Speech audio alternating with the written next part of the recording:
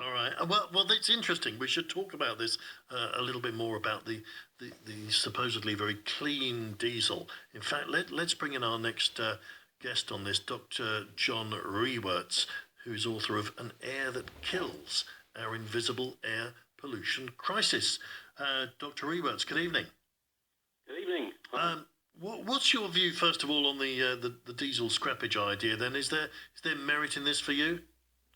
I think if it's taken as one part of quite a few different measures, well, lots actually of measures that are required, then it's a step in the right direction. If it's done in the right way, realistically, looking at much older vehicles and trying to incentivise people to move away from running those very old, dirty vehicles, then I think it's a step in the right direction.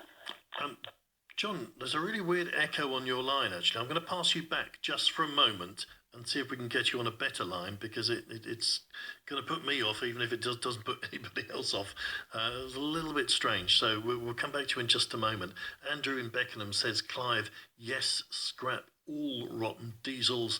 They are vile and carcinogenic. But at the moment on the Twitter poll, it's the no's that have it.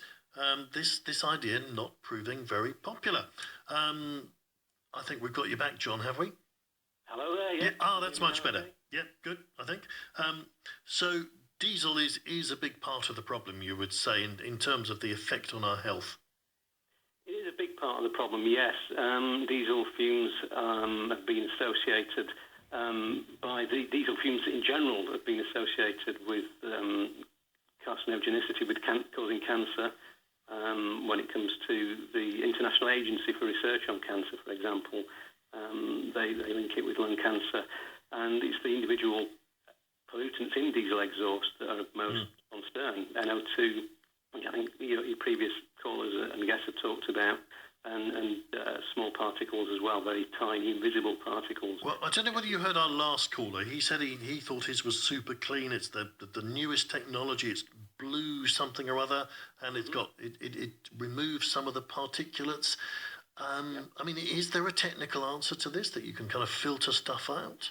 Well, the latest Euro 6, I think it is now, we're on, technology can certainly, if it's done correctly, and if the car manufacturers aren't lying to us, then are obviously better than the older vehicles. But in an ideal world, we wouldn't be still burning fossil fuel in general. We do know how, in the phrase, we have the technology, we do know how to run things these days without burning fossil fuels anymore, oil or whatever it might be. It's not something that's over the horizon, at a distant land. It's something we could, with the right public and political will, be doing better. One of the problems, I mean, I notice your book refers to an invisible air pollution crisis. Yeah. Isn't that part of the problem? That, I hear these statistics about thousands of people dying from air pollution, and because you can't see it, I just struggle to even believe it. Well, it's very interesting, yeah. In terms of the invisibility, I think that is a big part of the problem. It breeds complacency because we can't see it, like we could in the old days of industrial air pollution with smoke and the 1952 Great Smog of London, for example. We don't see that anymore, but it doesn't mean to say it's not there. These tiny particles, for example, along with the gases that are obviously invisible, are there in high quantities and are very damaging to health. But because it's invisible, it's breeding complacency. What else is in the air then? Is it mainly diesel, or what other pollutants in the air do we need to worry about? Well, I think that's an important issue you raised there, because I think diesel is a major part of it when we're looking at urban centres, in London, for example, central London, but there are so many other causes of air pollution. A big one that we don't talk about enough, in my opinion, is domestic fires, which were one of the main causes in 1952, but still today are with us. In fact, in a new form of wood burners, which are quite trendy these days, and are used in exactly the kind of weather conditions that give us the worst of the air pollution problems that we have, where the pollutants are trapped in the air at ground level. The cold air is very heavy, it just sits at ground level, and pollutants put into that from lots of coal fires, people trying to keep warm in their homes. Instead of putting central heating on, then we get those kinds of problems. Anything else that we should worry about? I mean, the wood burners, I take your point. What about planes? Do they contribute anything? Planes really are a big problem in terms of climate change or greenhouse gases, but really the main problem with something like the Heathrow expansion and the whole controversy over that is the increased number of people needing to get to the airports down here at ground level.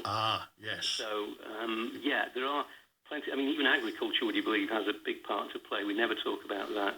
But some of the particles in the atmosphere are formed from agricultural emissions of gases like ammonia, and this is a major problem across the country because there's a lot of agriculture around when you look at the UK as a whole.